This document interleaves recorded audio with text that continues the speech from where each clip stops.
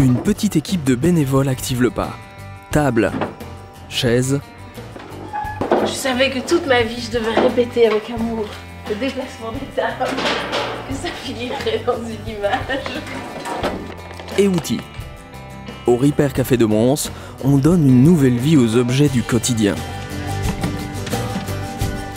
Jeux pour enfants, imprimantes, machines à coudre, tout est réparable ou presque.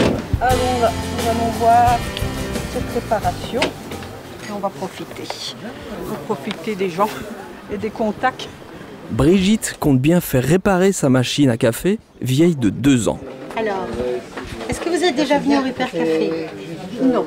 Je me dis que ces personnes vont faire leur possible. Si eux n'y arrivent pas, non, je suis que la grande surface va me faire racheter nouveau. Est-ce que vous pensez que les gens sont très réceptifs à ce mode de fonctionnement? Récupérer, réparer? Ils sont réceptifs parce que ça les touche directement. C'est pas quelque chose qu'ils doivent attendre en se disant que peut-être que ça pourrait... Non, non. Ils viennent et ils reviennent avec leur aspirateur qui fonctionne. Cette dame est retournée avec sa hache qui fonctionne.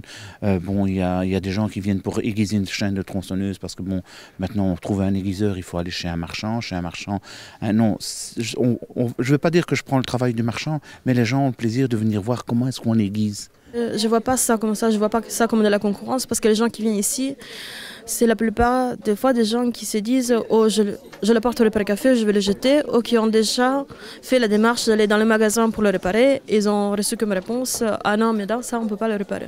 Nous, en tout cas, on a envie vraiment de donner une deuxième vie ou une troisième vie aux objets et qui sont facilement réparables pour pas grand-chose, un tournevis, un coup de tournevis, une nouvelle connexion à gauche à droite et on sait réutiliser, on ne doit pas racheter quelque chose de nouveau et donc produire des déchets. Et nous, c'est vraiment cette démarche-là qu'on voulait entamer.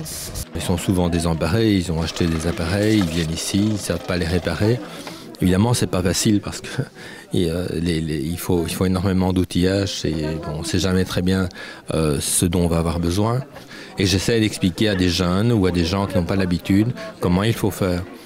Et plutôt que ça me semble plus important que de réparer directement leurs objets. Est-ce que l'obsolescence programmée permet justement toutes les réparations? Non, absolument pas. En fait, tout ça est très bien étudié et très souvent, quand on ouvre des appareils, la qualité est tellement mauvaise que c'est pratiquement impossible de réparer. Et on a quand même, je pense, un taux de réussite qui doit avoisiner les 80%. Ici, ils prennent leur temps, ils ont tout démonté, ils ont tout essayé, ils ont mis les testeurs. Au magasin, moi, on l'avait à peine regardé, on m'a dit qu'elle ne valait plus rien, qu'il fallait que je rachète de nouvelles. Donc, c'était pas... Non, il n'y a pas photo. Il faut vraiment essayer de venir ici. Et s'ils ne savent pas, ils ne savent pas, mais ils auront fait leur possible. Ça, c'est sûr et certain. Tous les réparateurs sont bénévoles, experts et passionnés dans un domaine, pas professionnels, mais vraiment doués.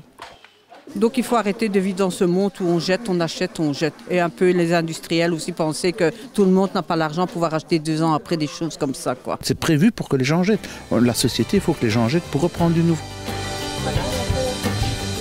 Le Repair Café vous accueille une fois par mois à Mons, à l'Allée des Oiseaux.